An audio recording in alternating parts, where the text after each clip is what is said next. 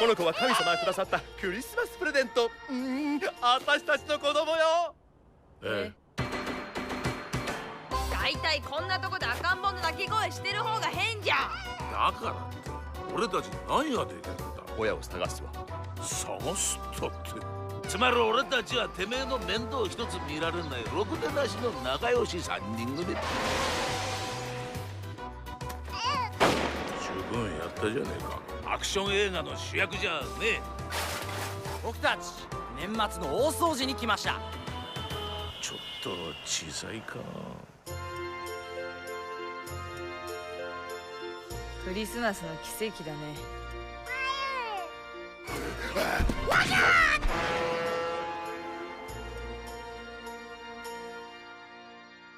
Good morning. Welcome to Denver Public Library's Saturday Matinee. My name is Daria.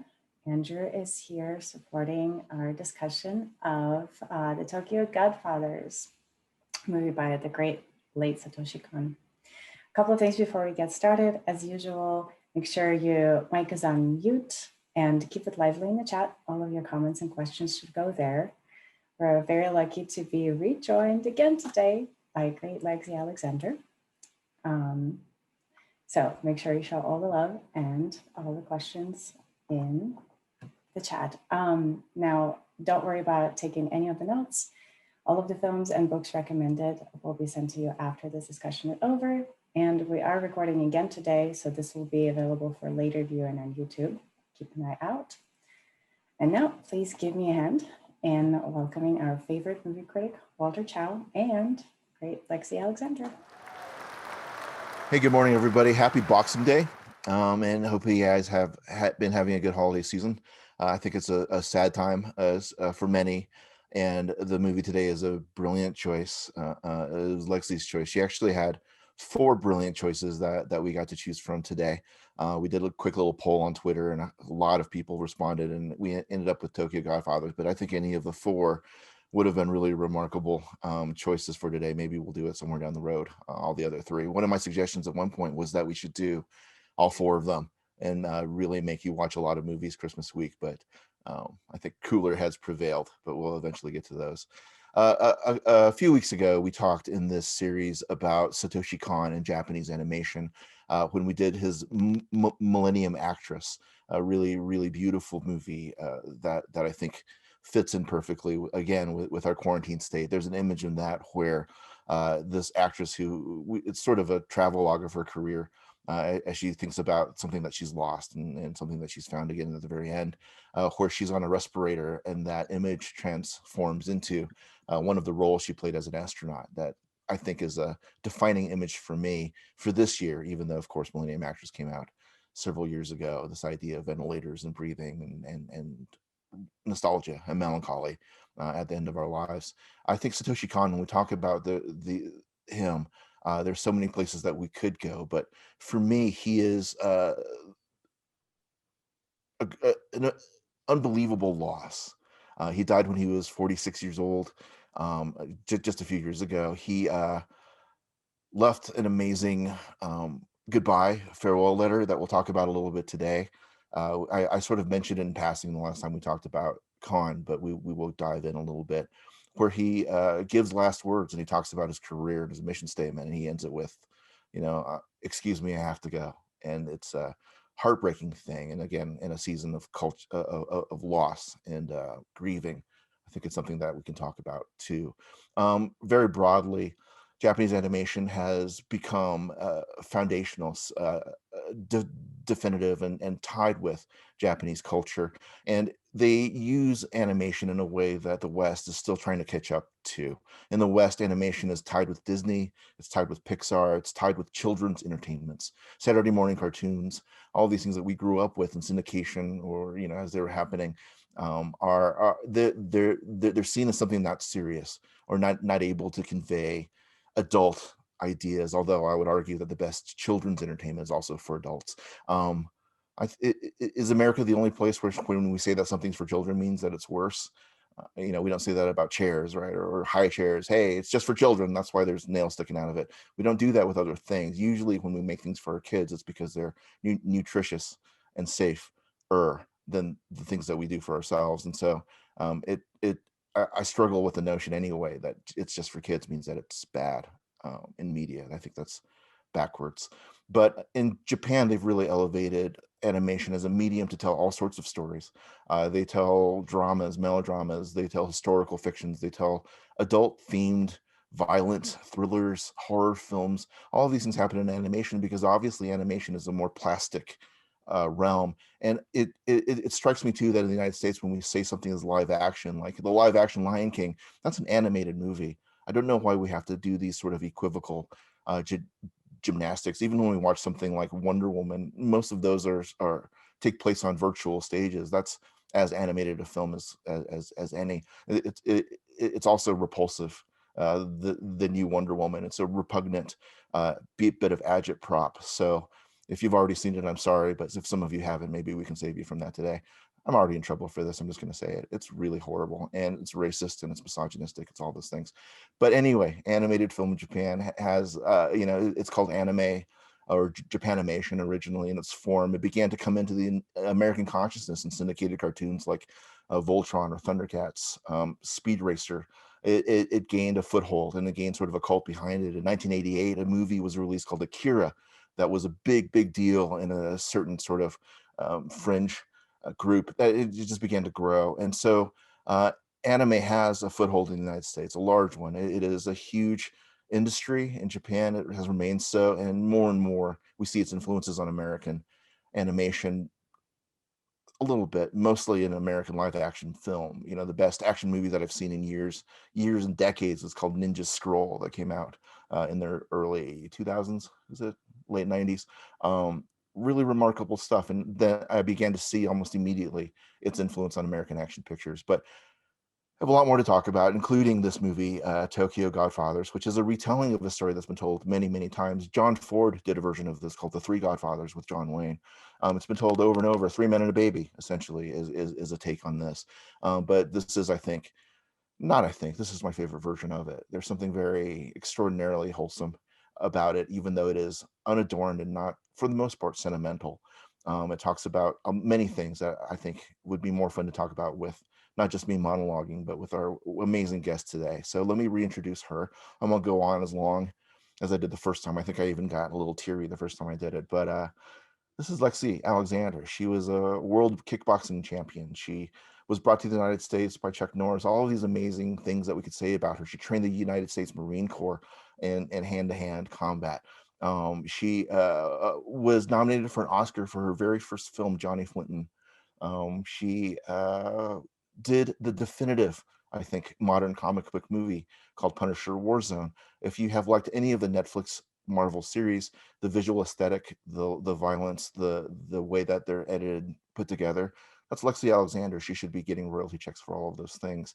But more than all of that, more than her being a brilliant director, one that I've said, I was asked on NPR to talk about her. She is a great director. More than that, though, she is an activist, outspoken, and I don't think she asked for that, but she is always on the right side of things before they're popular.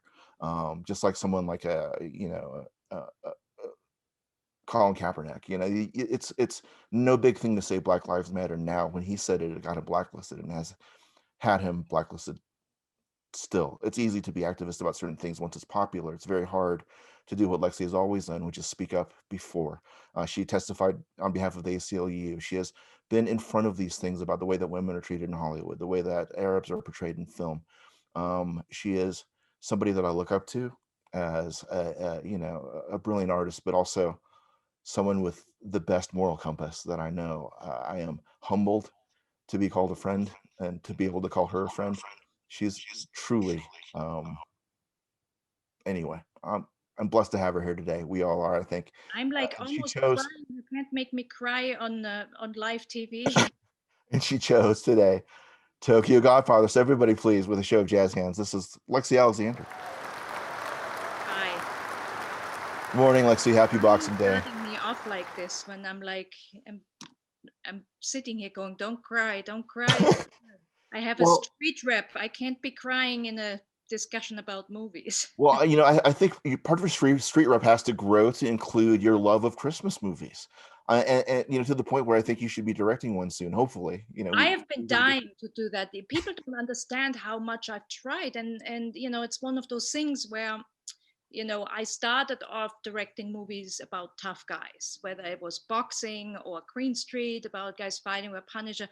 And I did that purposely because I was always told, and I kind of knew that as a woman, it's like you assume to do chick flicks. Chick flicks are not very popular. So and if people make chick flicks, it should be directed by a sensitive man. It was that thing where, how do you get into this industry as a female director? And to be honest, there's definitely an advantage of being kind of like, I make tough movies and I know how fights work and stuff, but it was a scheme, it was a plan, it was very conscious. But that doesn't mean I those other movies that I only watch. I think that's why people are always surprised that, like, when I say Paddington 2 is my favorite movie, there's things that I've watched that I would like to do, that I thought I always, at some point I could do, but I didn't count on Hollywood being very specific about the drawer they put you in, and so people would think I'm like, I remember like pitching or going to these general meetings and say, well, what do you want to do? And I would say, oh, I would really love to do a Christmas movie. And it would stop people, like that's just not how they see me, especially not because it's like not clear what my religion is, and like, why is this even something you celebrate? And that's why I think I like this so much, because Christianity is a minority religion in Japan, but they probably have the best Christmas lighting in the entire world. And I think very few people are aware of that they've just embraced this as a beautiful holiday.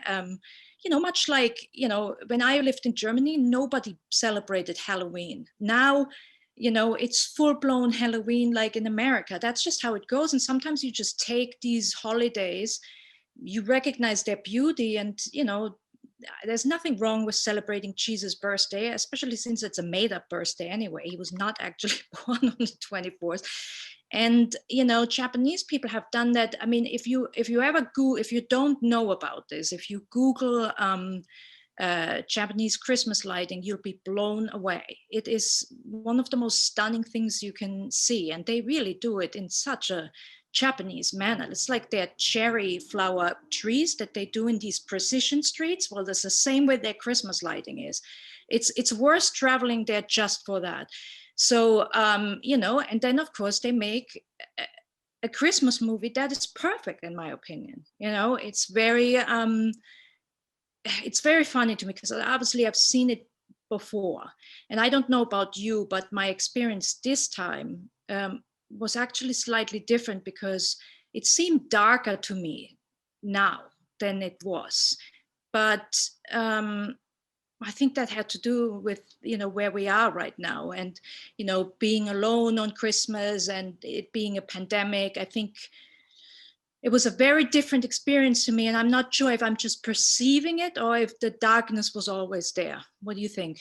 Well, I think what's brilliant about Satoshi Kon is, like, with all great art, when you go back to his films, they're different every time you go back. There's that old Greek, you can't step in the same river twice, the saying. And I think that's true of great art. And I think with Satoshi Kon, as I grow older and I become more experienced, or even have a traumatic year like we all have this year, when we revisit stuff like his Perfect Blue or Millennium Actress or even Tokyo Godfathers, which is his lightest film, but by a long shot, we bring with it how we've changed, and the film reflects that back to us. And I think Kon was always, he was only able to make 5 films before he died. He was only 46 when he died of pancreatic cancer. But if you revisit the 5 films that he made, they're all highly critical of social norms, of families, of misogyny in Japanese culture, with the J-pop girl groups and stuff, the darkness underscoring those beautiful light displays that you talk about, or even like a culture like Hello Kitty or Pokemon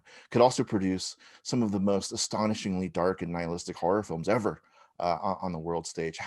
What is this dichotomy of the Japanese character that has this sort of overreaction into cuteness, from an essential sort of nihilism. And I think when you're on point when we talk about Tokyo Godfathers, that it does come from an extraordinarily dark story about abandonment and suicide. And each one of the characters, our three Godfathers, have their stories reflected in in the baby that they name after a line essentially from Silent Night, right? You know, the Japanese translation of Silent Night. And all the hope that you put into a child in the way that these three people have ended up in their lives and saying, you know, this is where we are. I always dreamed that we had a cozy house, or even the old drunkard that says, I always wanted to die drunk in a warm house. At least I have one of those things. This idea that we, you know, you think about what our family is and what the societal norm is against what the reality is for so many people, and so many more now during this period in America, this shameful period in American history, where, what is it, 8 million, 9 million people have now entered into, you know, have fallen below the poverty line. How many people are being evicted now because they're having a fight over $600? What's happening to our culture now is being reflected in a very, I think, poignant way in Tokyo Godfathers. It's a very timely. Yeah, and it's just about society letting people slip through, and I think in Japan, maybe because I mean, I've been in Japan and I've had a great time. The distributors of Green Street like treated me like royalty and took me out everywhere. And then also I had like a million questions. So I was explained everything by a bunch of fantastic people. So it really was a whole experience. That was the second time I was there, before with martial arts. And that usually is like, you just compete and you barely get to see the town. You maybe do a couple of things, but you're so nervous, plus you're not eating because you're trying to make weight. So it's a whole different experience. But the second time I was there, it really was stunning. And so there is, you know, there is definitely something about Japanese culture that is not definitely different to the Western world, you know, and a lot of it I love, and I already knew from martial arts, which is, for example, the respect for the elders. But there's also a lot of like, and that they have in common with the Germans, a lot of expectation on how much work you put in, you know, how much you succeed in life, and how much, you know, just being like basically a workaholic to contribute, and everything is about, you know, how many hours can you do, how is your position, and in that they're not unique, but it is, you can see the pressure, because one thing we forget is that we're not all made that way, you know. And I think we've seen that during the pandemic, that some people maybe can work twice as much from home because they don't feel that intimidated, you know, like they are in an office. So there's many, many different things, you know. Some of us have, you know, certain disabilities that make us maybe less of a person that is good in the room, but is, you know, great doing the work at home. But when you have a certain societal structure where everybody is in a suit and has to go to the office, and that's where the Japanese working culture is really quite strong. And so when you see a group like that are homeless, and that fall through the cracks, a lot of it is because they, and this is what I read this time, which I didn't quite pick up on the previous times, is that, you know, it's not only about outsiders, but it's people would rather withdraw themselves from society than bring pain upon them, or bring disappointment. And I really believe that it's not just that they're afraid of the reaction, but they feel, I failed you, I failed, you know, my wife, I failed my daughter, that's why I completely withdrew. Like that whole theme about, you know, everybody just withdrawing because they think they've brought shame on.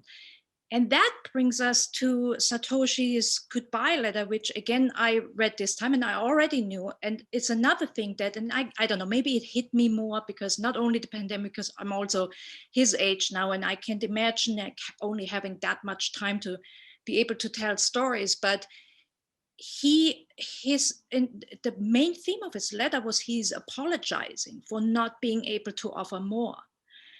And you can think of that as honorable, you know, and obviously we always say about somebody who's died, you know, it's a heroic way. But if we for a moment consider what that means for society, if people who feel they're not enough, they're not healthy enough, they haven't provided enough. If they withdraw from society, then what does that really say about us? And I think that's a theme that is really big right now. Like, what do we think of people, who have certain conditions and, are much more vulnerable, for example, in a pandemic? And apparently, from what we found out, we really don't think much of them. And so this reaction of, I'm going to withdraw because I'm not good enough for this society, I feel like a failure, is something I think that should be looked at, because we don't all have to be the same. We don't all have to be at the top shape, we are all worth, something.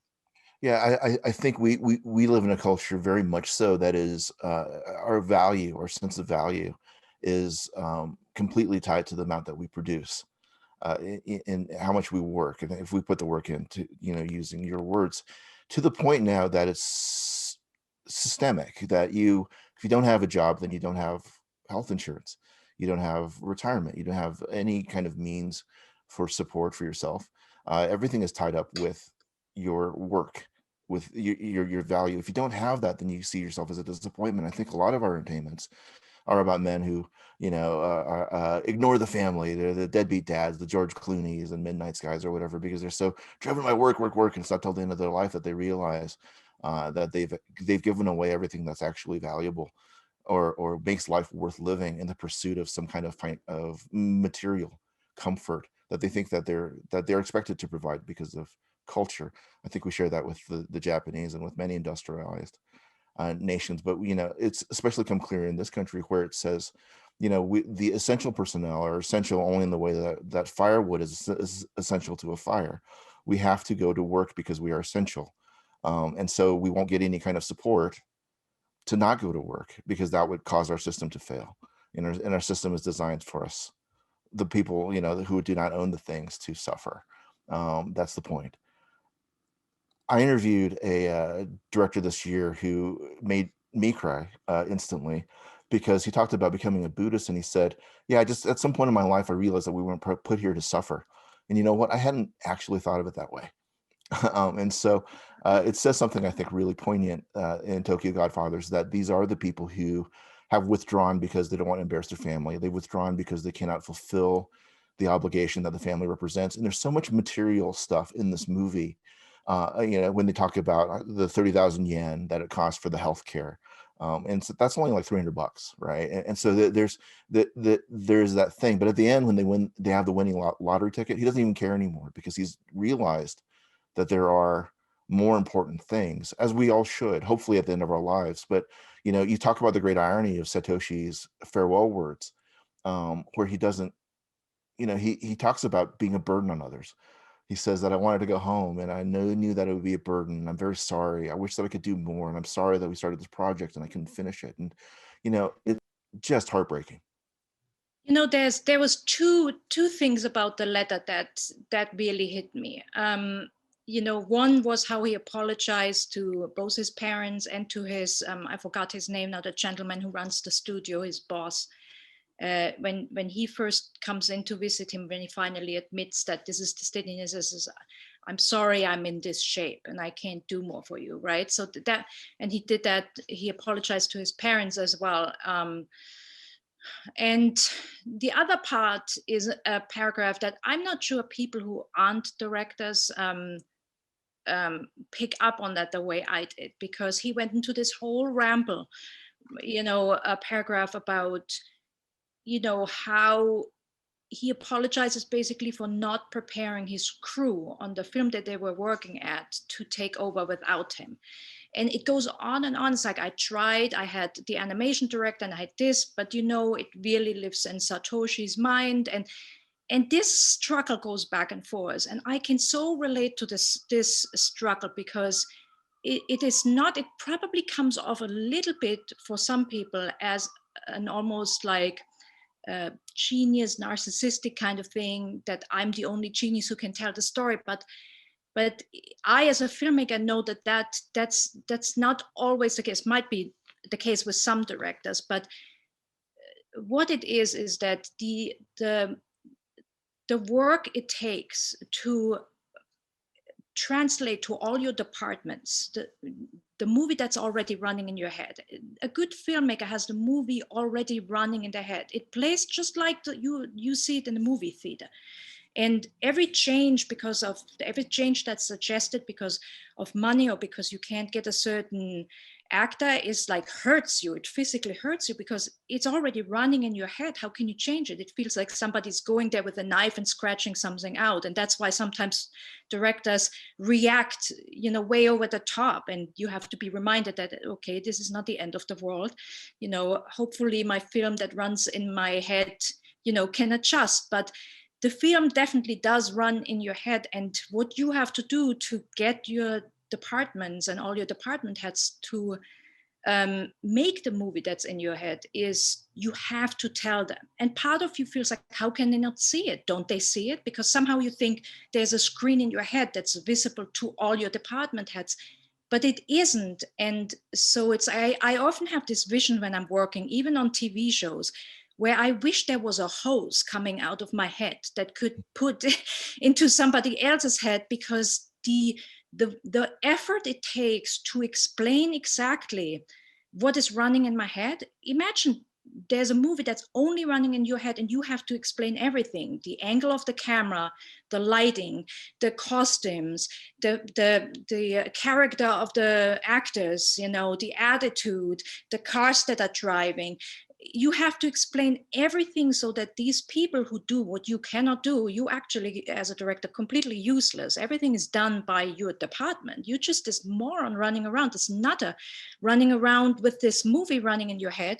And you have people working for you and with you who are skilled artists, the production designer, the DP, but they can't do anything unless they know what's running in your head. And boy, do I know that struggle. It's a struggle because you can't imagine how difficult it is. And then you end up on set and you're really disappointed because something is completely different, and you start wanting to blame somebody, and then you realize, oh, you actually didn't communicate it well enough, And so where I really could relate to him is this back and forth that he went. That's like, it lives in Satoshi's head. It lives in Satoshi's head. I'm very sorry. I tried to tell my animation director, it's not that I didn't try to work with my department, but it lives in Satoshi's head. And boy, it's like, when I read that for the first time, I just was bawling because I know what he means. I know, I think every director, it would be easier if we could just have a screen coming out, like some kind of projector out of our head, so that everybody can see what we're trying to do.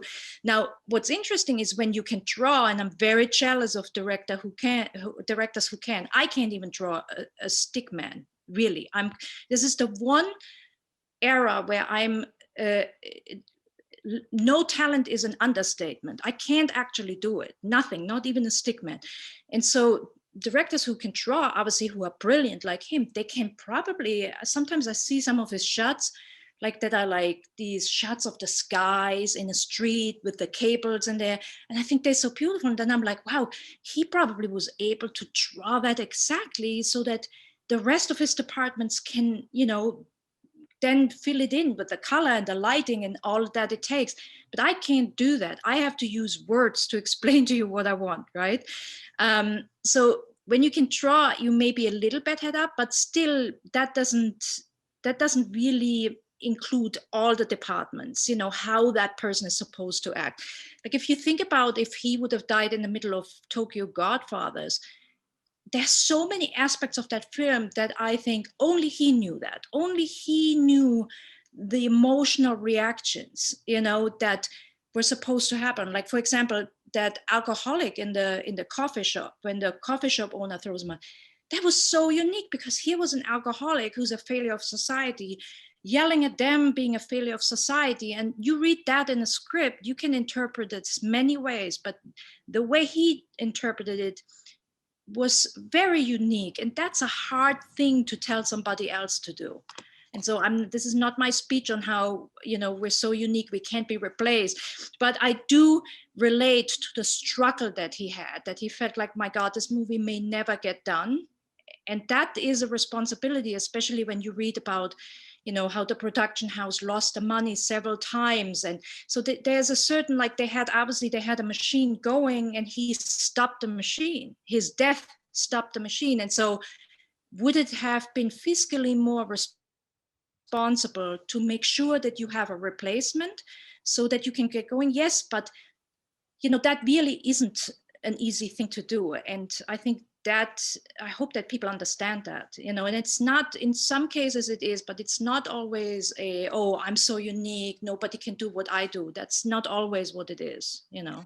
I love that scene that you mentioned in that with the drunk guy yelling at them and everything, because there's scenes like that are echoed throughout the film where you have representatives of acceptable culture, quote unquote, judging these guys, like the scene on the train where they're all covering their noses.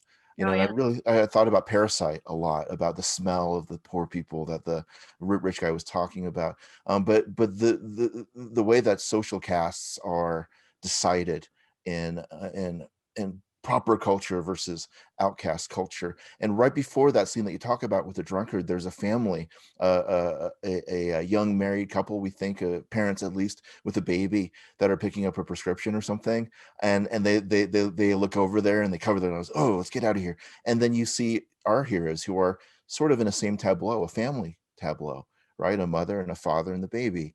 Yeah. And it challenges us throughout this film to weigh those images against each other and where our prejudices are.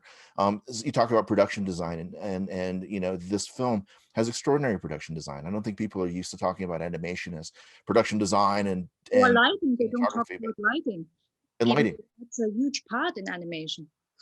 Definitely. And I love the street scenes with all the billboards that he keeps going back to that show this really happy nuclear family, this really, you know, wearing sports suits, or, you know, mother and father. And then you have our heroes shuffling below it, having just eaten porridge, having, you know, there's this sharp dichotomy between the image that society wants to portray of itself and what that society produces in abundance. You know, we are the number one manufacturer of misery in the world, and yet our entertainments are these big glossy things. You know, and to get all the way back to Wonder Woman 84, it's just on my mind because it just came out for everybody yesterday. But you know, it's the underlying message of that movie is that only the rich and the beautiful and the powerful have the right to wish things because their wishes are right. Everybody else's wishes will fuck up the world. That's the message of Wonder Woman 84. And it's terrifying that it's being embraced as a feel-good movie. Everything that's wrong with us is that 1% of the people believe that they're making the right decisions for the 99% of the people who are telling you what we need instead. I was going to say, I think we're like almost there at this point, you know. I mean, you know, if you would have told me 10 years ago that we would have a Christmas decision by a government that says, yeah, I don't think you guys need stimulus checks in a year of a pandemic where everybody lost their job, I would have said, if you would have written that in a script 10 years ago, I would have been one of the people like, that's over the top. And I don't think we have noticed how much we're going to that place where only the 1% have their wishes come true, you know, and everybody else is struggling. Everybody else is, you know, trying to survive. And I can also see, you know, a certain reaction to that. It feels like a lot of people are paralyzed, but I think at some point that's going to turn around, you know.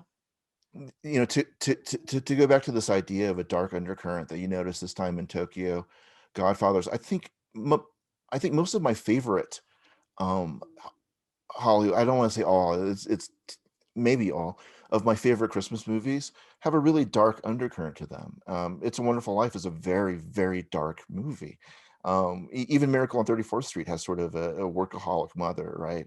There's dark undercurrents to these films. There are, and I think, you know, Shop Around the Corner, definitely, you know, with for some of the same ways with the sort of financial thing.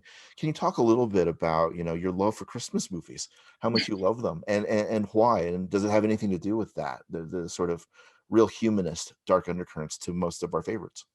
Well, you know, I would say that, you know, if a movie is not dark and rather, I mean, you got to have some dark themes to have the kind of overcoming, arc.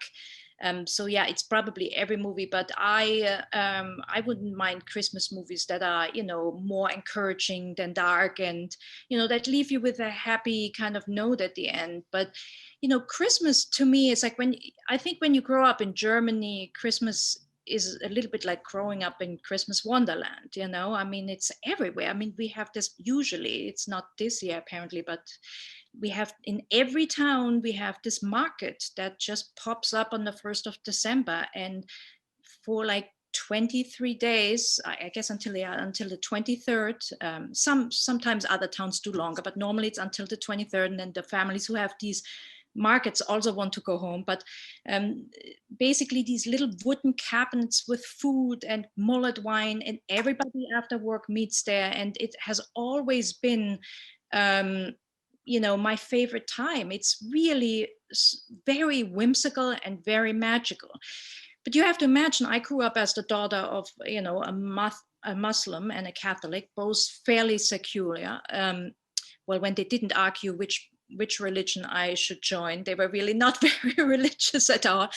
But even my dad, as a Muslim, got caught up in the spirit of it. And it's very funny because there was just this discussion of this football player named Mo Salah, who's Muslim, got, I guess, into a little bit of internet trouble because he celebrated Christmas, or he was taking a photo with a Christmas tree. And I couldn't understand that, because my father, when people asked him, oh, you celebrate Christmas? And he says, Muslims love Jesus. Why wouldn't we celebrate his birthday? Even if it's a made-up birthday, even better. There's no reason for anybody not to celebrate. Well, I don't know about the other religions, but there's certainly no reason for Muslims not to celebrate the birthday of Jesus, So it's, that's how I grew up, with one parent getting dragged into it, one parent having a Christmas tree that's from 3 generations ago. And, it was just a magical time. And so when I came to the US, when everything was, it's hard to come to a foreign country when you're an adult, right? Because you don't have any of the people you grew up with. You don't have your best friends. And on top of it, now I'm in an industry that is basically everybody goes over dead bodies. And it was rough. It was not easy for me. And so when Christmas time came around and I couldn't afford to go back home to my family, which was many years in the beginning, I started, creating a little magic in my house and trying to recreate how it was. And all of a sudden, the collection of things that I found at thrift stores that had to do with Christmas became bigger and bigger and bigger.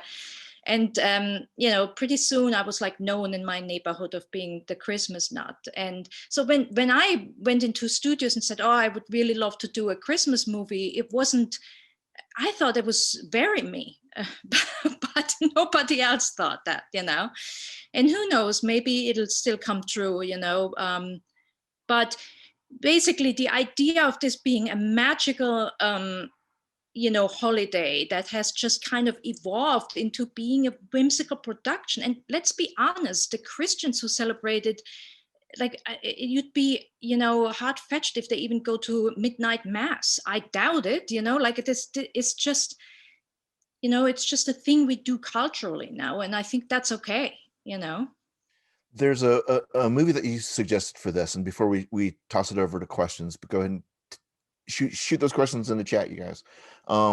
Before we do that, I wanted to bring up one of the movies that you mentioned, because I had never heard of it. I've never seen it, but it's sort of a cult classic in Europe, you say.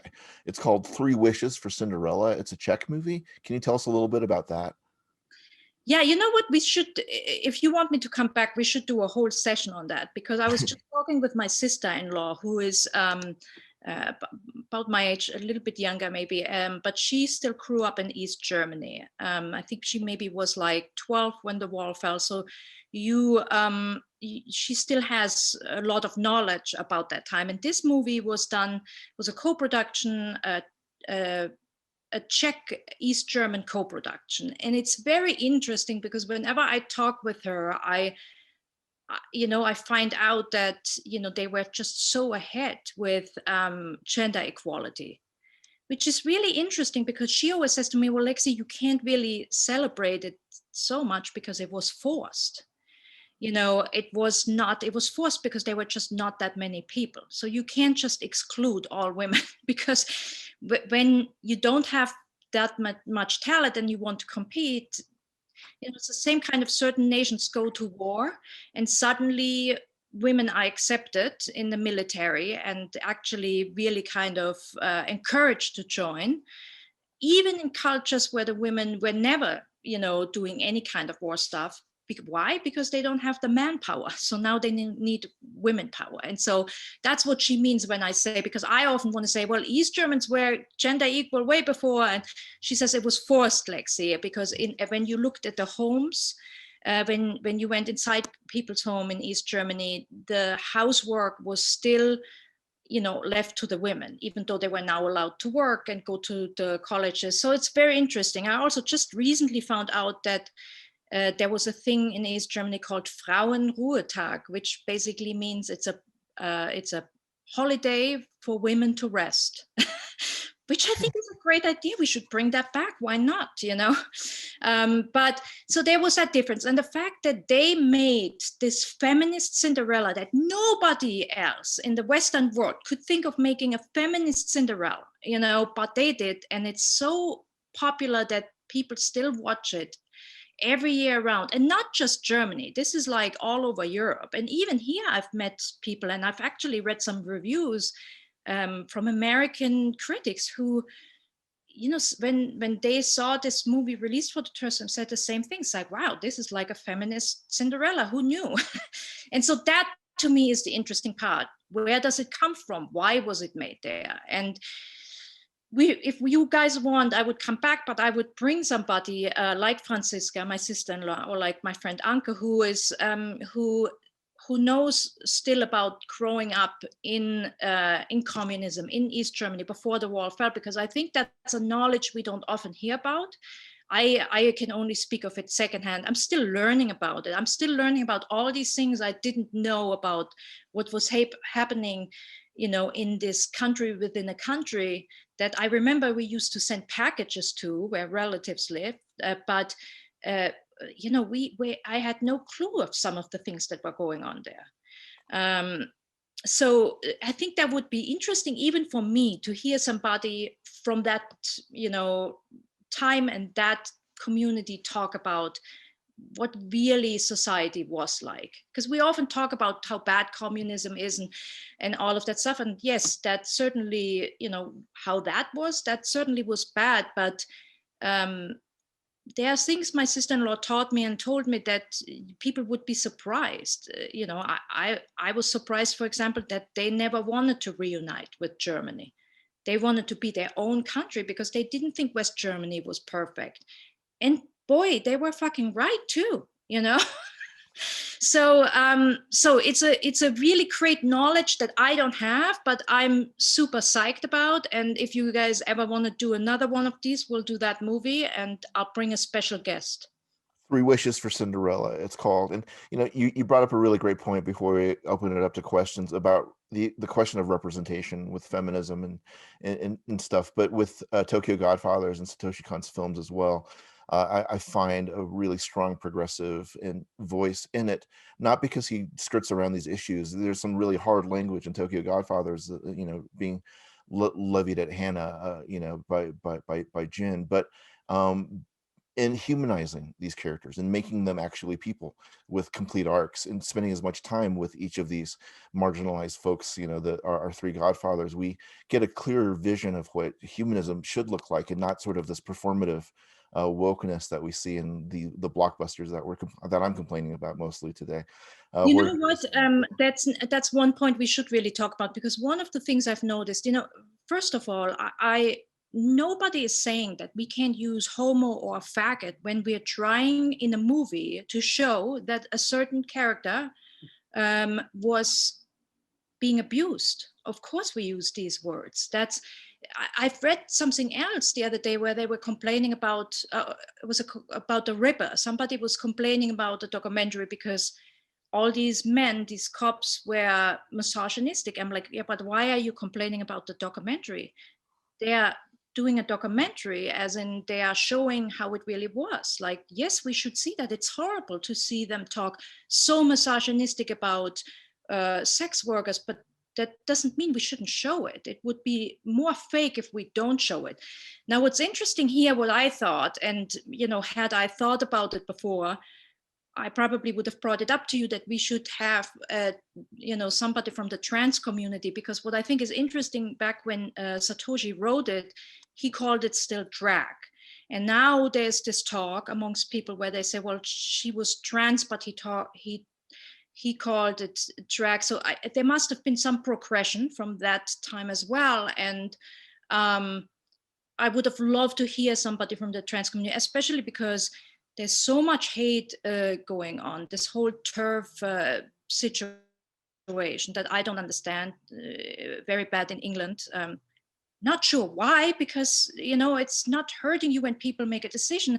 And I'm also want to say, like, if these are things that are not choices, okay? Because if it would be just a choice in the mood, do you think I would not be a guy immediately? Like, this is so silly, because, and even like so many guys who are trans and becoming women, they all know the equality situation. This is a thing that is just like homosexuality, not a choice. And so how people beat up on a group that has such a difficult life, this always kills me. Like, I am not a friendly person. And here's a movie that was made in 2003, correct? Well, it was made a little bit before, but the release was 2003.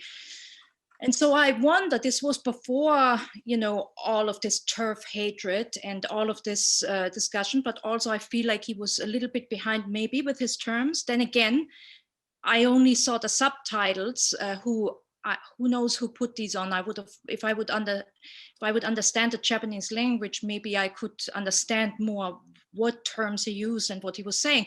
But even if he was a little behind, we all progress. That's the point of being a progressive, is, to progress. And so that's a perspective that I think we may be missing on this movie. Like, how does the trans community feel about it? And, if you're hearing me on Twitter, like, send me your point of view. And I'm very sorry we didn't think about this before. I basically, it's like you watch it right before, but there were so many themes I had forgotten about in this movie. That point, even though I remembered specifically her as gay, not necessarily this whole thing, was she drag, was she trans, Now I see that, in the dialogue, she says she would love to be a mother, she would love to be a woman. So it definitely feels like this was a trans character. He just didn't describe her like that. Yeah, I think that's so. And I think if we can land on a place that's universally meaningful, or should be, is that this movie gets at, is that the importance of being able to choose a family. You don't choose the family that you're born in. If I could choose the family I was born in, it'd be much different, believe me. But at least I had a hard time. We've all had sad stories. But look, my friends, my family, my sister, my wife, the people that are in my life, I've chosen that, and they've chosen me. And this movie is so touching to me, in the sense that their family that they've chosen, that they've bonded together through circumstance and what have you, the disapproval of society at large, have brought them together, but they are strong together.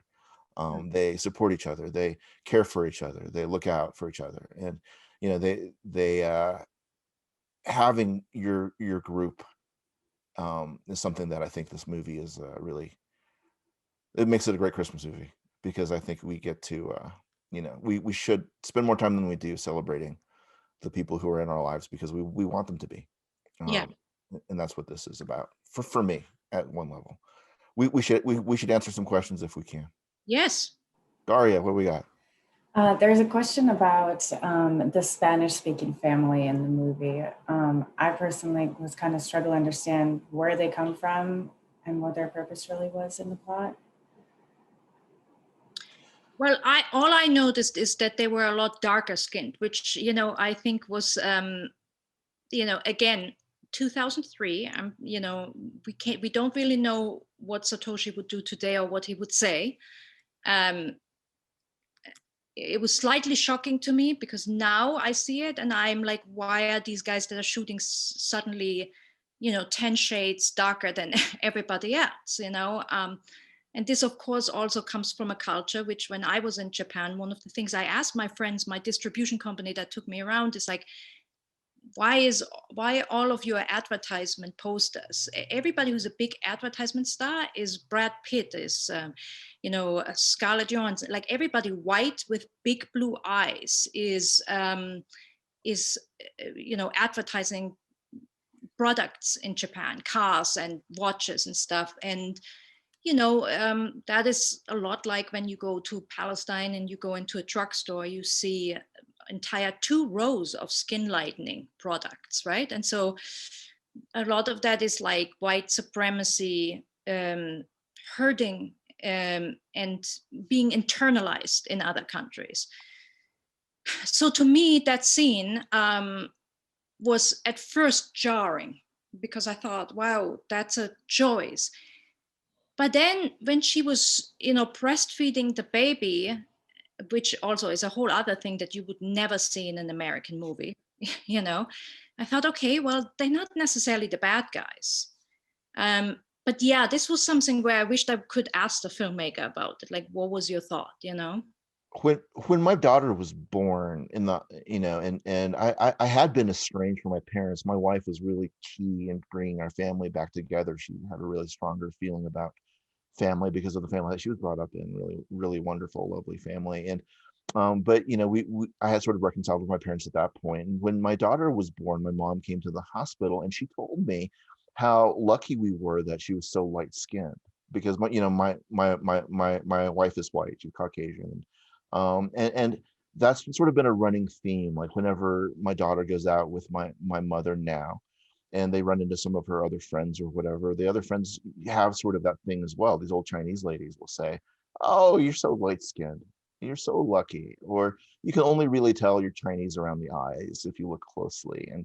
And there's a sort of cultural dysmorphia that happens in some of these colonized Asian countries. In Japan too, in the post-war period, you see as anime begins to grow as a style of animation in Japan, the round eyes and light skin, to the point where when we began to have a conversation in the United States about the casting of Scarlett Johansson in Ghost in the Shell, and there was all this outrage for me, you know, about whitewashing.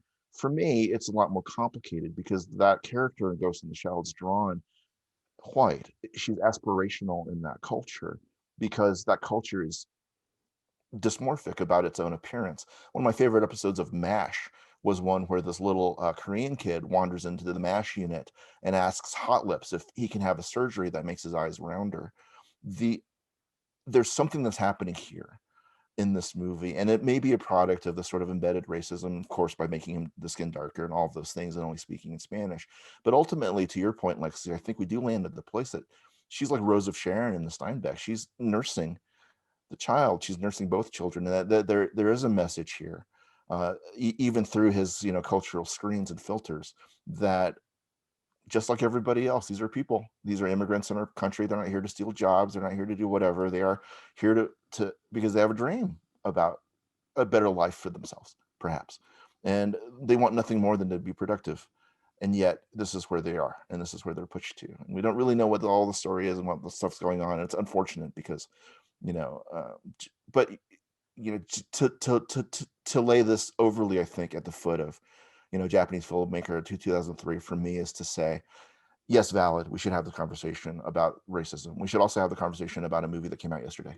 We should have the conversation about a movie that came out this year called Antebellum, which is about, you know, plantation slavery fantasy, essentially, that never uses the N-word during the course of the entire thing. How honest is this?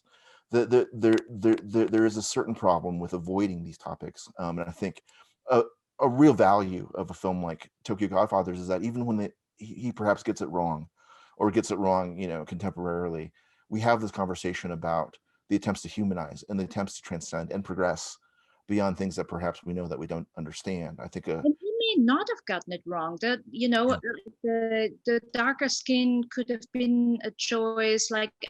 This is one scene that it really was slightly confusing, where you didn't quite understand where he was coming from, but they were not bad in the end. And maybe again, there's cultural elements that we don't always understand, especially reading it in subtitles. So he may have already talked about it. But it's also a good thing that now we see some, like years ago, probably in 2003, I would have seen this and I wouldn't have even probably noticed that, oh, wait, here is the Hispanic family and they are 10 shades darker, and now that we do, I think there is, and I don't necessarily think the colonized cultures necessarily should fix that themselves, because, they didn't put that on them. We need to help. Like, we are the ones here who need to help. As when I talk to my Palestinian family, to my cousins, about not using skin lighting products, they always say, what are you talking about? You have white, like, you have the skin we want. Like, what are you lecturing us for? And so I realized that